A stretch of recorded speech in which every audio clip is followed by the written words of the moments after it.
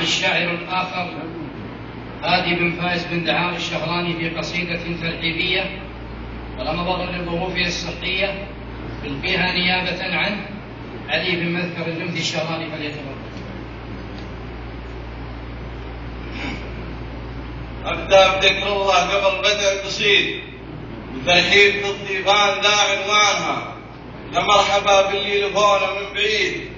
عوالي الشبان من جدانها جمع الجبرين مرويد الحديد يوم الخيول تجول في ميدانها هل موقف يعرف وهل علم النكير مع حكومتنا ومن فرسانها بجدهم بيشه وبحسام جويد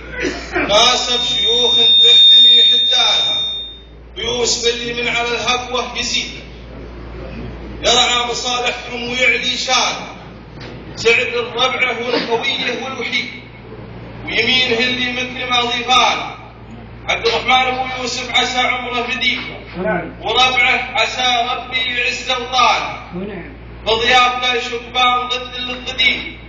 هل سربة عدت على عدوان خيال درتين في يوم الوعيد قاعد فزعتهم وطل قرسانها يقودها سلطان بالراي السديد شيخ من شيوخ حمد جيلانها لا قال يا الاثنين قالوا وش تريد ابشر بنا ومرجح ميزان من عهد جدانه الى العهد الجديد شبابنا دافي مع شيبانها ولحان واجبنا بهذا يوم عيد تحت راية آل سعود مع شجعانها وصلاة ربي عد ما يوم الجديد على الرسول وخاتمة ديفانها وسلامتنا.